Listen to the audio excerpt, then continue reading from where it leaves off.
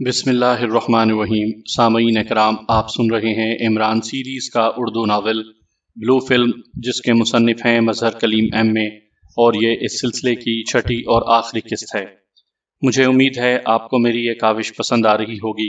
آپ نے اگر ابھی تک میرا چینل کہانی گھر سبسکرائب نہیں کیا تو ابھی میرے چینل کو سبسکرائب کر کے بیل نوٹیفیکیشن آن کر دیجئے تاکہ آنے والی ہر نئی کہانی کی اطلاع بر وقت آپ تک پہنچ سکے۔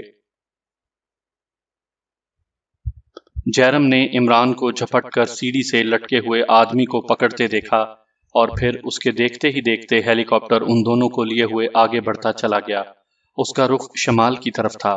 جیرم نے فوراً ہی اس کا تعقب کرنے کی ٹھانی اور پھر وہ انتہائی تیزی سے گلی میں بھاگتا چلا گیا۔ چند لمحوں بعد وہ کار میں بیٹھا ہوا تھا اور اس کی کار تیز رفتاری سے شمال کی طرف اڑی چلی جا رہی تھی۔ جیرم کو دور ہیلی کاپٹر کے ساتھ لڑکے ہوئے سائے مدھم سے نظر آ رہے تھے۔ پھر جب جیرم نے ایک موٹر مڑ کر نظریں دوبارہ آسمان کی طرف اٹھائیں تو اس کے سر پر بم سا پھٹ پڑا۔ اسے ہیلی کاپٹر کے ساتھ لٹکی ہوئی سیڑھی خالی نظر آ رہی تھی اور اس سے لٹکے ہوئے دونوں سائے غائب ہو چکے تھے۔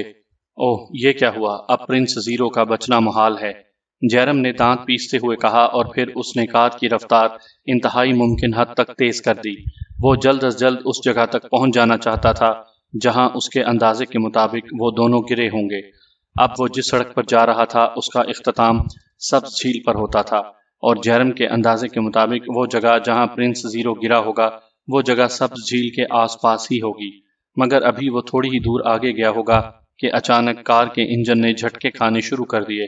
جیرم نے چونک کر ڈائلوں پر نظر ڈالی اور دوسرے لمحے وہ ایک طویل سانس لے کر رہ گیا، کیونکہ پٹرول دکھانے والی سوئی پٹرول ٹینکی کے خالی ہونے کی طرف اشارہ کر رہی تھی، اور پھر چند ہی لمحوں بعد انجن یکدم ساکت ہو گیا۔ جیرم نے کار کو ایک سائیڈ پر کر کے بریک مار دی اور پھر تیزی سے باہر نکل آیا۔ اسی لمحے ایک سیاہ رنگ کی کار انتہائی تیز رفتاری سے اس کے قریب سے نکلتی چلی گئی۔ جیرم نے باہر نکل کر ادھر ادھر دیکھا۔ وہ اس وقت لالا زار کالونی میں موجود تھا، اور پھر اسے سامنے ایک کیفے کے سامنے کھڑا ہوا موٹر سائیکل نظر آ گیا، جس پر ایک نوجوان بیٹھا ہوا تھا اور سڑک پر کھڑے ہوئے ایک آدمی سے باتوں میں مصروف تھا۔ جیرم تیزی سے موٹر سائیکل کی طرف جھپٹا اور اس نے دونوں ہاتھوں کے ایک ہی جھٹکے سے سیٹ پر بیٹھے ہوئے نوجوان کو یوں اٹھا کر ایک طرف پھینک دیا جیسے وہ نوجوان کاغذ کا بنا ہوا ہو۔ نوجوان کے حلق سے بے اختیار ایک چیخ بلند ہوئی اور اس کے علیحدہ ہونے کی وجہ سے موٹر سائیکل سڑک پر گرنے لگا، مگر جیرم نے نہ صرف انتہائی پھرتی سے اسے گرنے سے روک لیا بلکہ اس سے پہلے کہ کوئی سنبھلتا وہ موٹر سائیکل کی سیٹ پر سوار ہو چکا تھا۔ دوسرے لمحے موٹر سائیکل رائفل سے نکلی ہوئی گولی کی طرح آگے بڑھا اور پھر انتہائی تیز رفتاری سے سبز جھیل کی طرف دوڑنے لگا۔ جیرم نے ایکسیلیٹر کو ممکن حد تک گھما دیا تھا۔ جیسے ہی عمران کے جسم کو جھٹکا لگا اور اس نے اس آدمی کی تیز چیخ سنی جس کی ٹانگیں اس نے پکڑ رکھی تھیں تو وہ سمجھ گیا کہ اب کیا ہوگا، اور پھر وہ دونوں رائفل کی گولی کی طرح نیچے گرتے چلے گئے۔ عمران کے دماغ میں بھونچال سا آنے لگے۔ بار بار دماغ پر اندھیرا چھا جاتا، مگر اس نے اپنی بے پناہ قوت ارادی کی بنا پر اپنے ہوش و حواس قائم رکھے اور اس آدمی کی ٹانگیں نہ چھوڑیں۔ عمران کے دماغ نے فیصلہ کر لیا تھا کہ اب وہ کس طرح اس خوفناک موت سے اپنے آپ کو بچا سکتا ہے جو چند لمحوں بعد اسے سامنے اپنے بھیانک صورت میں نظر آ رہی تھی۔ نقاب پوش کا جسم بالکل ڈھیلا ہو چکا تھا۔ عمران سمجھ گیا کہ وہ بے ہوش ہو چکا ہے۔ پھر چند ہی لمحوں بعد زمین قریب آتی چلی گئی۔ عمران نے انتہائی چابک دستی سے بے ہوش نقاب پوش کے جسم کو جھٹکا دیا اور پھر وہ دونوں ایک زوردار دھماکے سے زمین پر گرتے چلے گئے، مگر عمران کی حاضر دماغی نے یہاں بھی کام دکھایا۔ اس نے نقاب پوش کے جسم کو اس انداز میں جھٹکا دیا کہ پہلے نقاب پوش کا جسم زمین سے ٹکرایا اور ٹھیک دوسرے لمحے عمران عین اس کے جسم کے اوپر گرا، اور پھر اس نے اپنے جسم کو اچھال دیا اور کسی گیند کی طرح ایک طرف لڑکتا چلا گیا۔ وہ دونوں سبز جھیل کے بالکل کنارے پر گرے تھے، اس لیے عمران کے جسم نے جب جھٹکا کھایا تو وہ اچھل کر جھیل کے اندر جا گرا۔ اس طرح عمران اس یقینی موت سے صاف طور پر بچ نکلا۔ البتہ نقاب پوش کے جسم کے پرخچے اڑ گئے تھے۔ ایک تو وہ پوری قوت سے زمین سے ٹکرایا تھا اور باقی رہی صحیح کسر عمران نے عین اس کے اوپر گر کر پوری کر دی تھی۔ اس کے حلق سے چیخ تک نہ نکل سکی تھی۔ عمران نے جھیل میں گرتے ہی اپنے آپ کو سنبھالا۔ اس کا جسم ابھی تک سنسنا رہا تھا اور پھر وہ تیزی سے تیرتا ہوا کنارے کی طرف بڑھا۔ کنارے پر پہنچ کر عمران ایک جھٹکے سے باہر آیا اور پھر دوڑتا ہوا نقاب پوش کے بکھرے ہوئے جسم کی طرف بڑھا۔ اس نے مردہ نقاب پوش کی انتہائی تیزی اور پھرتی سے تلاشی لی، مگر اس کی جیبوں میں فلم نام کی کوئی چیز نہیں تھی۔ عمران کا دل دھک سے رہ گیا۔ جس چیز کے لیے اس نے اپنی جان کی بازی لگا دی تھی وہی چیز غائب ہو چکی تھی۔ عمران نے ایک بار پھر مردہ نقاب پوش کی تلاشی لینی شروع کر دی، مگر بے سود۔ اس کے پاس فلم نہیں تھی۔ ابھی عمران سوچ ہی رہا تھا کہ اب وہ کیا کرے کہ اسے آسمان پر ہیلی کاپٹر کی گڑ گڑاہٹ سنائی دی۔ وہ سمجھ گیا کہ ہیلی کاپٹر کا پائلٹ اپنے ساتھی کی تلاش میں نیچے اتر رہا ہے، اس لیے عمران تیزی سے اچھلا اور پھر انتہائی تیزی سے دوڑتا ہوا سامنے درختوں کے جھنڈ میں گھستا چلا گیا۔ جیسے ہی وہ درختوں کے جھنڈ میں پہنچا، ہیلی کاپٹر جھیل کے کنارے اتر گیا اور پھر اس میں سے دو افراد نکل کر انتہائی تیزی سے نقاب پوش کی طرف بڑھے۔ نقاب پوش کے قریب رک کر وہ ایک لمحے کے لیے ٹھٹک گئے، مگر دوسرے لمحے ان میں سے ایک نے تیزی سے مردہ نقاب پوش کی تلاشی لینی شروع کر دی۔ ابھی وہ تلاشی کا عمل مکمل بھی نہ کر سکا تھا کہ دور سے ایک کار کی ہیڈ لائٹس چمکی۔ کار آندھی اور طوفان کی طرح جھیل کی طرف بڑھی۔ کار کو دیکھتے ہی ان دونوں نے انتہائی پھرتی سے نقاب پوش کی لاش کو اٹھا کر ہیلی کاپٹر میں ٹھونسا، اور پھر جس لمحے کار جھیل کے کنارے پہنچی، ہیلی کاپٹر فضا میں بلند ہو چکا تھا۔ کار انتہائی تیز رفتاری سے دوڑتی ہوئی جھیل کے کنارے پہنچی اور پھر اس میں سے ایک نقاب پوش اتر کر اس جگہ پہنچا جہاں ابھی تک لاش کے کچھ حصے اور خون پھیلا ہوا تھا۔ اس کی قد و قامت اور چال ڈھال دیکھ کر ہی عمران سمجھ گیا کہ یہ بلیک زیرو ہے۔ اس کے دل میں مسرت کا احساس ابھرا کہ بلیک زیرو خاصا کامیاب جا رہا ہے، مگر دوسرے لمحے وہ سوچ رہا تھا کہ وہ فلم آخر کہاں غائب ہو گئی۔ اب دو ہی صورتیں تھیں، ایک تو یہ کہ اس نقاب پوش کے پاس سرے سے کوئی فلم تھی ہی نہیں، اور دوسری صورت یہ بھی ہو سکتی تھی کہ زمین پر گرنے کے دوران فلم اس کی جیب سے نکل کر کہیں گر گئی ہو۔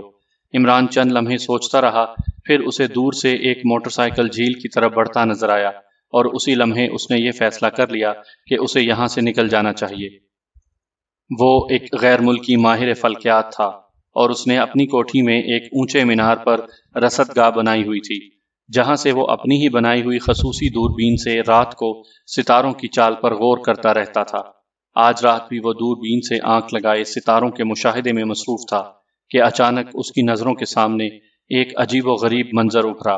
اس نے ایک ہیلی کاپٹر کے ساتھ لٹکی ہوئی سیڑھی کے ساتھ دو سائے چمٹے ہوئے دیکھے، اور پھر اس کے دیکھتے ہی دیکھتے ان دونوں سایوں نے جھٹکا کھایا اور پھر ہیلی کاپٹر خالی سیڑھی سمیت اوپر اٹھتا چلا گیا، جبکہ وہ دونوں سائے ایک دوسرے سے لپٹے ہوئے انتہائی تیزی سے زمین کی طرف گرنے لگے۔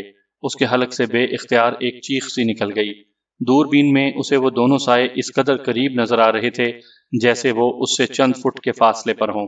ایک سائے کے چہرے پر سرخ رنگ کا نقاب تھا، جبکہ دوسرا ایک نوجوان سا تھا۔ وہ سمجھ گیا کہ ان دونوں کی موت اب یقینی ہو چکی ہے، اس لیے اس نے دوربین کو تیزی سے اس انداز میں گھمانا شروع کر دیا کہ وہ دونوں سائے دوربین کے فوکس میں رہیں۔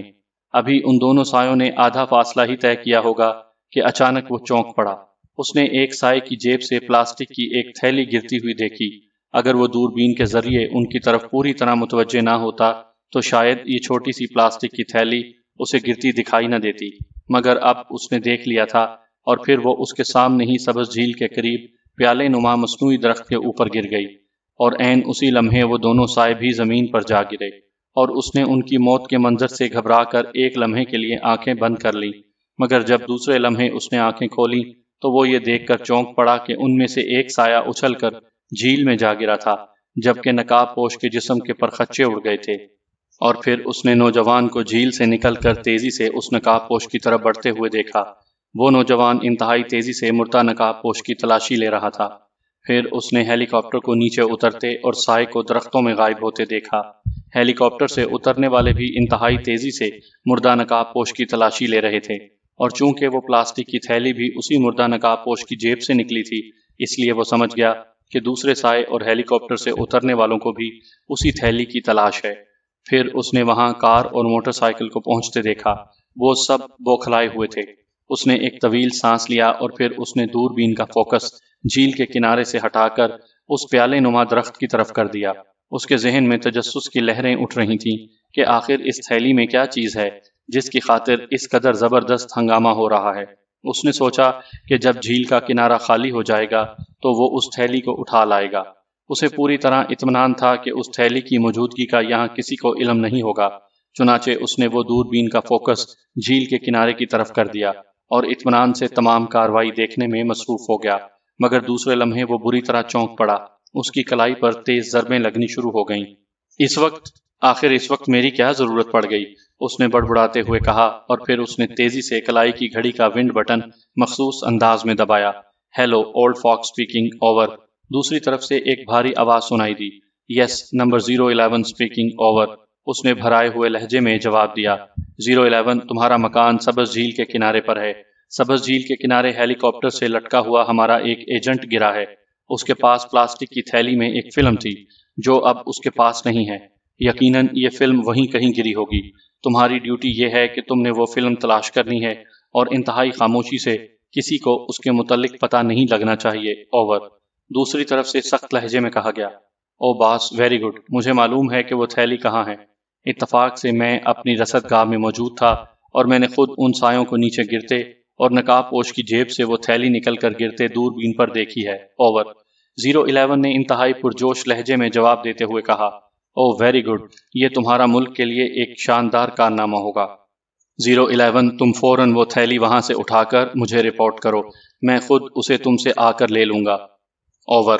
دوسری طرف بھی لہجے میں مسرت کی لرزش نمایاں تھی۔ بہتر باس، میں فلم حاصل کرتے ہی آپ کو کال کر دوں گا، اوور۔ 011 نے جواب دیا۔ میں تمہاری کال کا منتظر رہوں گا، اوور اینڈ آل۔ دوسری طرف سے کہا گیا اور اس کے ساتھ ہی رابطہ ختم ہو گیا۔ 011 نے ونڈ بٹن کو دبا کر رابطہ ختم کر دیا اور پھر اس کی نظریں دوبارہ دوربین پر جم گئیں۔ اس کا چہرہ جوش اور کامرانی سے چمک رہا تھا۔ قدرت نے اسے گھر بیٹھے ایک عظیم کامیابی سے دوچار کروا دیا تھا۔ عمران درختوں سے نکل کر تیزی سے پیچھے ہٹتا چلا گیا اور پھر جلد ہی وہ نزدیکی کالونی میں گھستا چلا گیا۔ اس کے ذہن میں دھماکے سے ہو رہے تھے۔ اپنی جان کی بازی لگا کر بھی وہ اس فلم تک نہ پہنچ سکا تھا۔ اس کی چھٹی حس کہہ رہی تھی کہ نقاب پوش کے پاس وہ فلم ضرور تھی، ورنہ وہ اس طرح ہیلی کاپٹر کے ذریعے وہاں سے نہ بھاگ نکلتا۔ مگر اب وہ فلم کہاں ہوگی؟ اگر وہ اس کی جیب سے نکل گئی ہے تو اب اس کی تلاش ناممکن تھی۔ وہ سارے شہر کی مٹی نہیں کنگال سکتا تھا، مگر ناکامی کا لفظ بھی اس کے لیے موت کے برابر تھا۔ وہ اس کالونی کی ایک اندھیری گلی میں کھڑا یہی سوچ رہا تھا کہ اب آخر اس فلم کی تلاش کے لیے وہ کیا اقدام کرے۔ آخر اس نے سوچ سوچ کر یہی فیصلہ کیا کہ وہ اس جگہ کا تعین کرے جہاں سے وہ دونوں سیڑھی سے گرے تھے، اور پھر سوچتے سوچتے وہ اچانک اچھل پڑا۔ اس کے ذہن میں ایک چمک سی لہرائی تھی۔ اسے یاد آ گیا تھا کہ جب وہ فضا میں گر رہے تھے تو نیچے گرتے ہوئے ایک لمحے کے لیے اس کی آنکھوں سے ایک مخصوص قسم کی چمک ٹکرائی تھی۔ اس وقت تو چونکہ اسے اس بات کا سوچنے کا ہوش نہ تھا، اس لیے یہ چمک اس کے ذہن سے نکل گئی تھی، مگر اب اسے یاد آ گیا تھا کہ وہ مخصوص چمک کسی دوربین کے شیشے کی چمک تھی۔ چمک کا انداز اور اس کا حجم یاد آتے ہی وہ سمجھ گیا کہ ایسی دوربین کوئی عام دوربین نہیں ہو سکتی، بلکہ کافی بڑی دوربین ہوگی، ایسی دوربین جو رات کو ستاروں کی چال دیکھنے کے لیے استعمال کی جاتی ہے۔ اور دوسرے لمحے وہ بے اختیار اچھل پڑا۔ اسے یاد آ گیا کہ جھیل کے نزدیک ہی ہاؤسنگ سوسائٹی میں ایک غیر ملکی ماہر فلکیات رہتا ہے، جس کے مضامین اکثر اس کی نظروں سے گزرتے رہتے ہیں۔ اب اسے یقین ہو گیا کہ وہ جب گرے تھے تو اس ماہر فلکیات کی کوٹھی کے نزدیک تھے، اور دوسری بات یہ کہ دوربین روشن تھی۔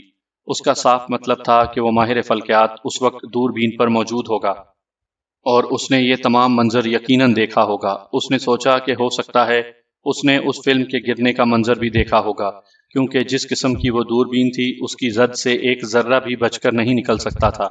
یہ خیال آتے ہی وہ تیزی سے آگے بڑھا اور پھر تقریباً دوڑتا ہوا مختلف گلیوں سے گزر کر سڑک پر آ گیا۔ سڑک کی دوسری طرف ہاؤسنگ کالونی تھی، اور پھر اندھیرے میں ہی اسے دور سے وہ کوٹھی نظر آ گئی جس کی سائیڈ میں اونچا مینار موجود تھا۔ وہ سڑک پار کر کے اس کالونی میں گھسا اور پھر تیز تیز قدم اٹھاتا اس کوٹھی کے عقب میں آ گیا۔ کوٹھی کے اندر خاموشی چھائی ہوئی تھی۔ عمران چند لمحے دیوار کے ساتھ دبکا آہٹ لیتا رہا، پھر وہ تیزی سے اچھلا اور چند لمحوں بعد وہ عقبی دیوار کراس کر کے کوٹھی کے اندر پہنچ گیا تھا۔ پھر اصل عمارت کے پیچھے سے ہوتا ہوا سامنے کے رخ پر آیا تو اس نے کوٹھی کے پھاٹک سے ایک ادھیڑ عمر کے غیر ملکی کو تیز تیز قدم اٹھاتے اندر آتے دیکھا۔ عمران ایک ستون کے پیچھے دبک گیا۔ غیر ملکی نے ادھر ادھر دیکھنا گوارا ہی نہیں کیا اور سیدھا عمارت کے اندر گھستا چلا گیا۔ عمران نے غیر ملکی کے چہرے پر پھیلے ہوئے جوش و خروش کو خاص طور پر چیک کیا تھا، اور پھر وہ بھی اس غیر ملکی کے پیچھے ہی عمارت کے اندر داخل ہو گیا۔ بلیک زیرو سر جھکائے خاموش بیٹھا ہوا تھا۔ ابھی ابھی سر سلطان نے اسے اچھی خاصی جھاڑ پلائی تھی۔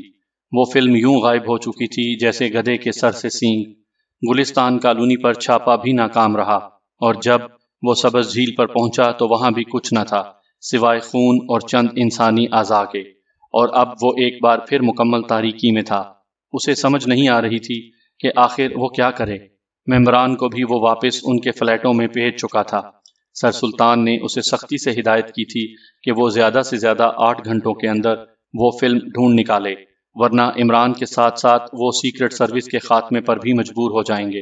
اور اب وہ سوچ رہا تھا کہ بہتر یہی ہے کہ وہ بھی خودکشی کر کے عمران تک پہنچ جائے۔ اس کے سوا اسے اور کوئی صورت نظر نہیں آ رہی تھی۔ اسی لمحے میز پر پڑے ہوئے ٹیلی فون کی گھنٹی زور سے بج اٹھی۔ بلیک زیرو نے چونک کر ریسیور اٹھا لیا۔ یہ مخصوص ٹیلی فون تھا، اس لیے ظاہر ہے یا تو یہ کسی ممبر کی کال ہوگی یا پھر سر سلطان کی۔ اس نے ریسیور اٹھا کر اپنے مخصوص انداز میں کہا، X2۔ یار اب یہ نام بدل ہی دو، دنیا ترقی کر کے کہیں سے کہیں پہنچ چکی ہے اور تم ابھی تک 1-2 تک ہی پہنچ پائے ہو۔ دوسری طرف سے ایک شرارت بھری آواز ابھری اور بلیک زیرو کو یوں محسوس ہوا جیسے اس کے خون کی روانی یکدم انتہا پر پہنچ گئی ہو۔ اس کے ذہن میں دھماکے سے ہونے لگ گئے تھے اور ریسیور اس کے ہاتھ سے چھوٹ کر نیچے جا گرا۔ وہ عمران کی مخصوص آواز پہچان گیا تھا۔ ایک لمحے کے لیے وہ سکتے کے عالم میں بیٹھا رہ گیا، مگر دوسرے لمحے اس کے جسم کو ایک جھٹکا سا لگا اور اس نے جھپٹ کر میز پر پڑا ہوا ریسیور اٹھا لیا۔ عمران صاحب، کیا آپ زندہ ہیں؟ او خدا کا شکر ہے، خدا کا شکر ہے۔ بلیک زیرو جوش مسرت میں پاگل سا ہو رہا تھا۔ اس کی زبان سے مربوط فکرے ہی نہیں نکل رہے تھے۔ ارے تم تو X2 ہو، بھلا X2 ایسے بولتا ہے؟ بھائی اب تو تمہیں واپس 1 کی طرف بھیجنا پڑے گا۔ میں تو سوچ رہا تھا کہ تمہاری ترقی کر کے 3 بنا دوں۔ دوسری طرف سے عمران نے شرارت سے پر لہجے میں کہا، اوہ عمران صاحب، یقین کریں یہ لمحہ میری زندگی کا سب سے خوشگوار لمحہ ہے۔ آپ کہاں سے بول رہے ہیں؟ بلیک زیرو نے اپنے آپ کو سنبھالتے ہوئے کہا، اسی کھائی سے جہاں میری لاش کی تلاش اب تک جاری ہے۔ بس اتفاق ہے کہ مجھے وہاں ایک ٹیلی فون نظر آ گیا۔ میں نے سوچا کہ چلو جنت میں جانے سے پہلے اپنے پیارے کالے زیرو کا حال چال ہی پوچھ لوں۔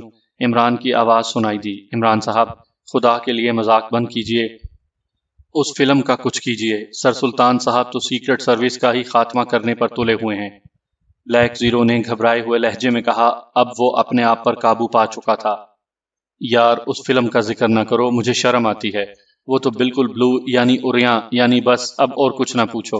فلم دیکھ کر میرا جی چاہ رہا تھا کہ بس اب میں شادی کر لوں۔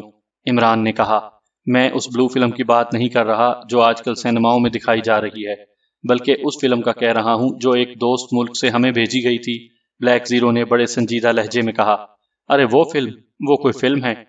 بس عجیب و غریب ہندسے تھے اس میں۔ مجھے وہ فلم دیکھ کر بڑا غصہ آیا تھا۔ بھلا وہ بھی کوئی فلم ہے جس میں نہ اوریا ٹانگیں نظر آتی ہیں اور نہ ہی فضول خشک فلم؟ عمران نے جواب دیا، مگر وہ ہے کہاں؟ بلیک زیرو نے پرجوش لہجے میں پوچھا۔ وہ میں نے ابھی سر سلطان کو بھجوا دی ہے۔ ان کی عمر ایسی ہے کہ وہ اس قسم کی بور فلمیں دیکھ سکیں۔ عمران نے جواب دیا۔ او شکر خدا کا، تو فلم مل گئی۔ بلیک زیرو نے اطمینان کا طویل سانس لیتے ہوئے کہا، مگر میں نے وہ شادی کا ذکر کیا تھا۔ یار اب خدا کے لیے میری شادی کروا دو، کیا خیال ہے؟ تنویر کو اپنے رشتے کی بات کرنے کے لیے جولیا کے پاس بھیجوں؟ عمران نے شرارت بھرے لہجے میں کہا، ضرور بھیجیے، مگر ٹھہریے، مجھے پہلے جولیا کو آپ کی زندگی کے بارے میں اطلاع تو کرنے دیں۔ بلیک زیرو نے ہنستے ہوئے کہا، ارے یہ غضب نہ کرنا، وہ بیچاری بڑے مزے سے بیٹھی عدت کے دن گزار رہی ہوگی کہ چلو اسی بہانے 3 مہینے آرام تو ملا، اور تم؟ عمران نے فکرہ ادھورا چھوڑ دیا۔ او عمران صاحب، آپ آخر اس کھائی میں گرنے سے کیسے بچ گئے؟ بلیک زیرو نے اچانک ایک خیال سے پوچھا۔ تو تمہارا کیا خیال ہے کہ میں کھائی میں گرا ہی نہیں؟ بھائی ایک بار نہیں 2 بار گرا ہوں، ایک بار ہیلی کاپٹر سے کھائی میں اور دوسری بار ہیلی کاپٹر سے سبز جھیل کے کنارے۔ عمران نے جواب دیا، اوہ تو وہ آپ تھے؟ اس وقت مجھے بھی یہی خیال آیا تھا، مگر… بلیک زیرو نے حیرت بھرے لہجے میں پوچھا، ہاں تمہیں تو بس میرا خیال ہی آ سکتا تھا۔ اچھا اب باقی باتیں بعد میں، فی الحال تم چند پتے نوٹ کر لو اور ممبروں کو ان پر ریڈ کا حکم دے دو، عمران نے کہا، اور پھر اس نے اولڈ فاکس اور ریڈ سٹار کے ہیڈ کوارٹر کے پتے بتا دیے اور اس کے ساتھ ہی رابطہ ختم ہو گیا۔ بلیک زیرو کا چہرہ مسرت سے کھلا جا رہا تھا۔ وہ سوچ رہا تھا کہ جب ممبروں کو عمران کے زندہ ہونے کا پتہ چلے گا تو ان کا کیا حال ہوگا۔ وہ تصور میں ہی ان کی حالت سے محفوظ ہو رہا تھا۔ چنانچہ اس نے ٹیلی فون کا ریسیور اٹھایا اور پھر جولیا کے نمبر گھمانے شروع کر دیے۔